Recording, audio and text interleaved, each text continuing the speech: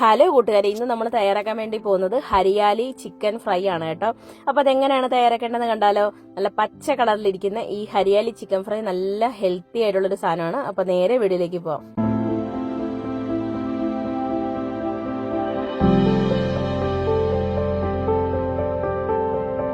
അപ്പൊ അതിനായിട്ട് ഞാനിവിടെ ലെഗ് പീസാണ് കേട്ടോ എടുത്തിരിക്കുന്നത്. കുറച്ച് വലിയ ഇതായിട്ട് നമ്മുടെ അൽഫാമിന്റെ ഒക്കെ ഇരിക്കുന്ന പോലെയുള്ള ലെഗ് പീസാണ്. നിങ്ങൾക്ക് അല്ലാതെ വേണമെങ്കിലും ചെറിയ പീസുകളിൽ വേണമെങ്കിലും ചെയ്യാം കേട്ടോ, ഇത് ഒരു കുഴപ്പമില്ല. അപ്പൊ ഇതിനായിട്ട് ഞാനിവിടെ ഒരു മസാല തയ്യാറാക്കി എടുക്കുന്നുണ്ട്. അതിനായിട്ട് ആദ്യമേ തന്നെ ഒരു പിടി മല്ലിയിലയും ഒരു പിടി പുതിനയിലയും കൂടി നല്ലതുപോലെ കഴുകി വൃത്തിയാക്കി എടുത്താണ് കേട്ടോ. അതിനകത്തേക്ക് 2-3-4 പച്ചമുളക്, നമ്മുടെ എരിവിന് വേണ്ടി ചേർത്ത് കൊടുക്കുന്നത് ഈ പച്ചമുളകാണ്. പിന്നെ 1 ടീസ്പൂൺ കസൂരി മേത്തി ചേർത്ത് കൊടുക്കുന്നുണ്ട്. പിന്നെ ചേർത്ത് കൊടുക്കുന്നത് ജീരകപ്പൊടി, ഗരം മസാല, മഞ്ഞൾപ്പൊടി, പിന്നെ ഒരു ചെറിയ 2 കഷ്ണം ഇഞ്ചി ചേർത്ത് കൊടുക്കുന്നുണ്ട്. ഒരു 4-5 അല്ലി വെളുത്തുള്ളിയും കൂടി ചേർത്ത് കൊടുക്കുന്നുണ്ട്. ഒരു നാരങ്ങയുടെ പകുതി നീര് ചേർത്ത് കൊടുക്കുന്നുണ്ട് കേട്ടോ. ഇതിനകത്തേക്ക് പിന്നെ ആവശ്യത്തിനുള്ള ഉപ്പും കൂടി ചേർത്ത് കൊടുക്കണം. ഉപ്പും കൂടി ചേർത്ത് കൊടുത്തതിന് ശേഷം നമ്മൾ ഇതിനകത്തേക്ക് ചേർക്കുന്നത് ഇച്ചിരി തൈരാണ് കേട്ടോ. തൈര് 2 ടേബിൾ സ്പൂൺ തൈര് ചേർത്ത് കൊടുക്കുന്നുണ്ട്. അധികം പുളിയില്ലാത്ത തൈരാണ്. ഇനി നമുക്കത് നല്ലതുപോലെ അരച്ചെടുക്കണം കേട്ടോ. നല്ല ഇതായിട്ട് അരച്ചെടുത്തതിന് ശേഷം ഇതാണ് നമ്മുടെ മസാല. ഇതാണ് നമ്മൾ ചിക്കനിൽ പുരട്ടേണ്ട മസാല കേട്ടോ. ഇത് നമുക്ക് നമ്മുടെ അടുത്ത് വെച്ചിരിക്കുന്ന ചിക്കനിലേക്ക് പുരട്ടി വെച്ച് കൊടുക്കാം. അപ്പൊ ഇത് ഞാൻ നല്ല ഹെൽത്തി ആണെന്ന് പറഞ്ഞല്ലോ.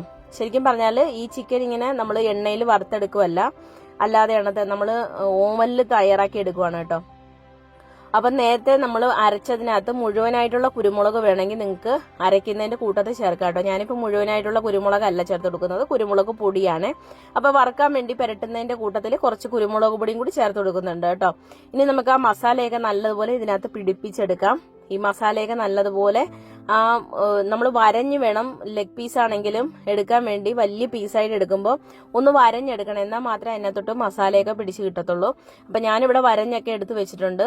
നല്ലതുപോലെ നമ്മുടെ ചിക്കനിലേക്കൊന്ന് ഈ മസാലയൊക്കെ ഒന്ന് പിടിപ്പിച്ചെടുക്കാം കേട്ടോ.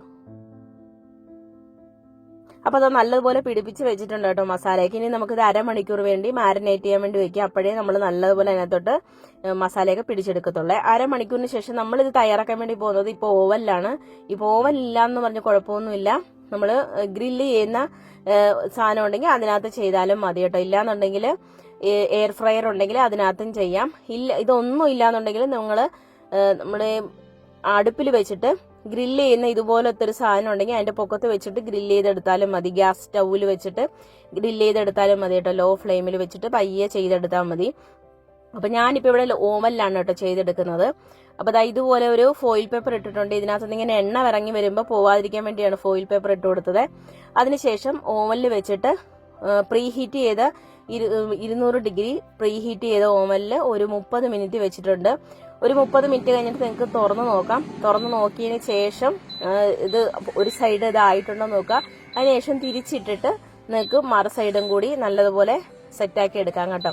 ഇടയ്ക്കൊന്ന് തുറന്നു നോക്കണം. നിങ്ങൾക്ക് വേണമെങ്കിൽ എണ്ണ സ്പ്രേ ചെയ്തെടുക്കാം, ഇല്ലാന്നുണ്ടെങ്കിൽ ബട്ടർ തേച്ച് കൊടുക്കാം. ഇതൊക്കെ നിങ്ങളുടെ ഓപ്ഷൻ. അപ്പൊ അരമണിക്കൂർ കഴിഞ്ഞിട്ട് നമ്മുടെ ചിക്കൻ ഇവിടെ റെഡി ആയിട്ടുണ്ട് കേട്ടോ, 2 സൈഡും.